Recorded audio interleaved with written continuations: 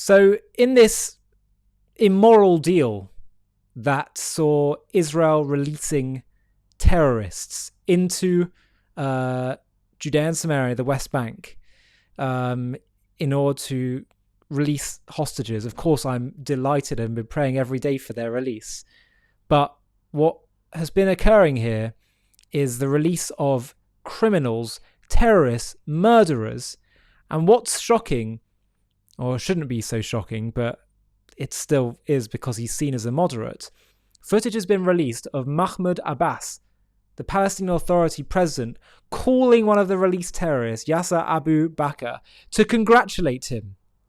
Abu Bakr was sentenced to 115 years in jail for murdering 3 Israelis, including a 9-month-old baby.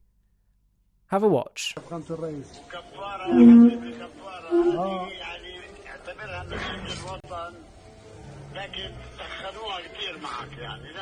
مع الجميع مع الأسف لو تشوف شو بصير.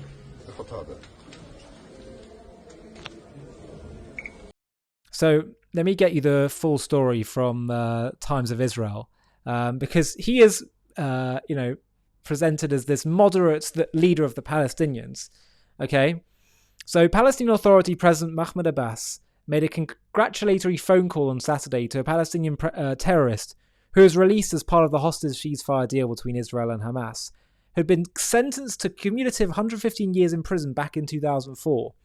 The phone call drew outrage from Israeli lawmakers who pointed to it as proof that under Abbas, the PA was not fit to play a role in the governing of of post-war Gaza. A video carried by Palestinian news outlet showed Fatah prisoner Yasser Abu Bakr taking a call from Abbas after his release. A native of the West Bank's Jenin, Abu Bakr was sentenced in 2004 to a cumulative 115 years in jail for arming a terror cell that shot up a Netanya hotel lobby in March 2002, wounding some 50 people and killing a 9-year-old girl.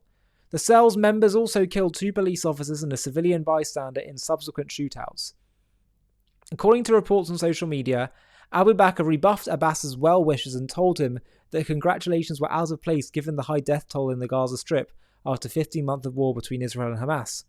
The war was sparked by the October 7th, 2023 terror assault in southern Israel, in which some 1,200 people were killed and 251 were seized as hostages. The PA's president called to the convicted terrorist, a member of Abbas's faction of the PLO, prompted an outpouring of rage from Israeli lawmakers, including Finance Minister Bezalel Smotrich. Mahmoud Abbas was and remains an enemy, a terror supporter, a promoter of terror, and the authority he heads was and remains a terrorist organization and is not a partner to anything, the religious Zionism chair said, referring to calls for Israel to allow the PA to govern the Gaza Strip in place of Hamas. His phone call tonight to a murderer of Jews is a wake-up call to those who still delude themselves about the PA being an alternative to Hamas in Gaza after the war. It won't happen, not in Gaza and not in Judea and Samaria, Smotrich said. Ultra-nationalist Otzma Yehudit leader Itamar Ben-Gvir voiced a similar sentiment, but also criticised the government for more widely for a series of measures it is undertaking as part of the ceasefire hostage release deal with Hamas,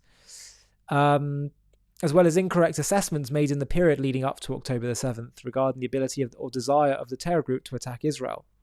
Close your eyes to the Palestinian Terror Authority that rewards murderers of Jews and educates for terrorism, release thousands of murderers and terrorists, stop the war in Gaza, withdraw from their Netzarim corridor and the northern Gaza Strip, transfer bulldozers to Hamas, and of course, don't forget to tell us they are deterred, Ben-Gvir wrote on X. I completely agree. Yisrael Beiteinu chairman Avigdor Lieberman, meanwhile, declared that Israel would not find a partner for the management of post-war Gaza in Holocaust denier Abbas and the PA. Holocaust denier Abu Mazen is once again showing his true face, a terror supporter who congratulates vile murderers. Anyone who embraces terrorists with blood on their hands is himself a terrorist and cannot be a partner in anything, let alone in monitoring the Rafah crossing. Israel has attempted to downplay reports in recent weeks that the PA will play a significant role in post-war Gaza, and that it will be allowed to take control of the Rafah crossing between Gaza and Egypt in future phases of the ceasefire deal. While the Office of Prime Minister Benjamin Netanyahu has partially denied the veracity of the reports, it has admitted that the PA currently plays a limited role at the crossing, providing the stamp on passports allowing Gazans to exit the Strip. Netanyahu has publicly refused to entertain the idea of the PA ruling post-war Gaza, accusing it of glorifying terror. Yet many in the Israeli security establishment have privately backed such a move due to the lack of any other viable alternatives. Well, I'm sorry, just because you don't have a viable alternative, which, by the way, I think Israel does have viable alternatives, but even if you don't, that doesn't mean you put power in the hands of those who support people that will your destruction. There's too much in discourse about Israel of burying your heads in the sand, hoping something's the case, hoping that Abbas really is a moderate, hoping the Palestinian cause really is about just self-determination rather than poisonous, age-old Jew hatred. Well, it turns out that if you stop burying your head in the sand and actually listen to people, look at that footage of Abbas talking to that terrorist, wishing him well, if you open your eyes, then you can see the truth for what it really is. And it's only through understanding the truth that you can really resolve problems. People talk about peace through strength, but in order to get that strength, you first need to have clarity on the truth.